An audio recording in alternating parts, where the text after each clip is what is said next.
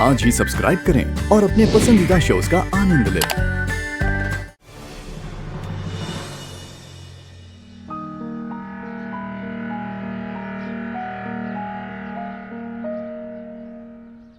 बसु जी,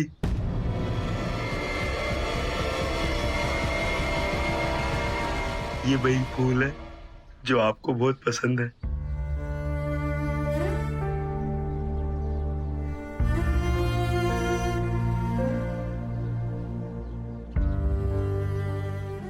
अब जब भी इन फूलों को देखूंगा तो बारे को थारी बहुत याद आवेगी।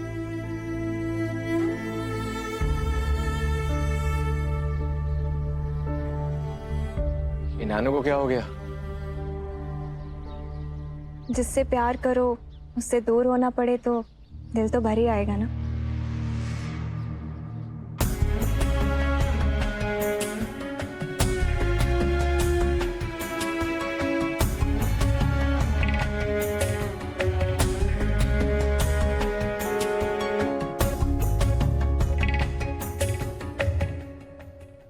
सुजी, वो बाहर धूल उड़ रही थी ना, तो आंख में थोड़ा कचरा आ गया।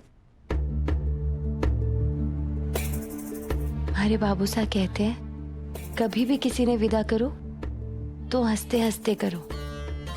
मन उदास करके विदा करने से सामने वाले से दोबारा मुलाकात ना हुई है। नाना वसु जी, ऐसा मत कहिए। लीजिए, मैंने अपने आंसू पोंछ लिए। हमारे को पता है तुम हमारे को पसंद करते हो,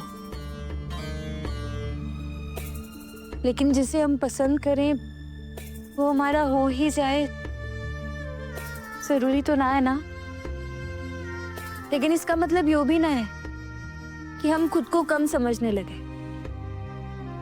नानू, तुम बहुत अच्छे इंसान हो। तुम्हारा दिल एकदम साफ है। कोई लड़की बावली होएगी जो तुम्हारी इन अच्छाइयों की कदर ना करे। एक बात सच सच कहूं, इन बीते दिनों में मैंने जो भी महसूस किया, थारे साथ जो इधर उधर की बातें की ना, सब हमारे को बहुत अच्छा लगा। लेकिन इस एहसास में प्यार का नाम देना गलत होगा, क्योंकि मैंने तो कभी कुछ ऐसा महसूस ही ना किया।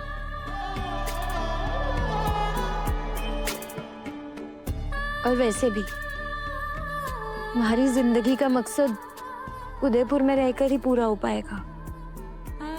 हमारे जीवन के तार तो चौहान परिवार से जुड़े हैं। हमारी बस एक ही इच्छा है कि मैं अपनी देवी हुकुम की खूब सेवा करूं। हमारे बाबू सा, हमारी गुलकी, हमारा रघुड़ा, हमारी कुसुमड़ी, इन सब ने हमारी बहुत जरूरत है। इन्हें छोड़कर मैं कहीं दूर गई तो मैं कभी खुश नहीं रह पाऊंगी, और जहां जाऊंगी उन्हें भी खुशियां नहीं दे पाऊंगी। नानू, मैं जानू कि थारे मन में जो हमारे लिए भावनाएं हैं वो बिल्कुल खरी हैं, लेकिन उन भावनाओं पर मैं प्यार का बोझ नहीं थोपना चाहती। नानू, कि हम दोस्त नहीं बन सकते जो जिंदगी भर के लिए एक दूसरे के लिए कुछ भी करने को तैयार हो जावे? बोलो नानू, कि थारे को हमारी दोस्ती कबूल है? वसु जी, आपकी यही बात तो हमारे दिल को लुभा गई कि आप कड़वा सच भी बोल जाती है और दिल भी ना तोड़ती।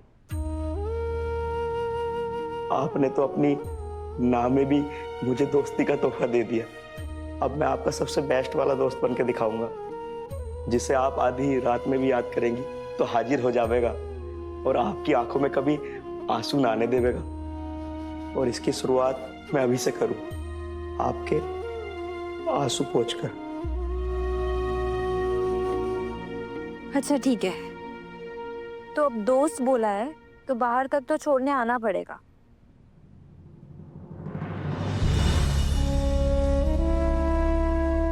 वैसे तो मैं इतनी बड़ी कंपनी का सीईओ हूं, लेकिन ऐसे इंपॉर्टेंट सिचुएशन को इतनी समझदारी और इतनी ईमानदारी से कभी हैंडल नहीं कर पाता। I am proud of you Vasu. सो तो है। ओके नानू, अब हम चलते हैं। आते रहिएगा और बसु जी का ख्याल रखिएगा।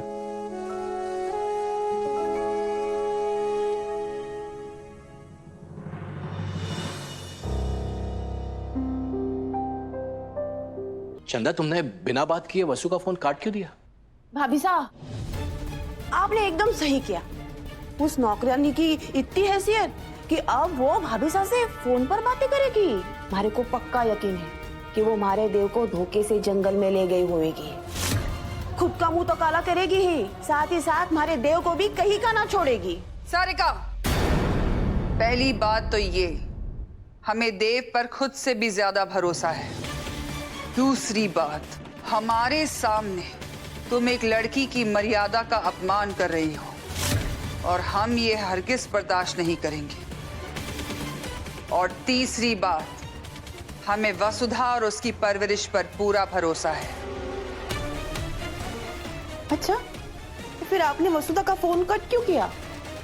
क्योंकि हम वसुधा से आमने सामने बात करना चाहते हैं।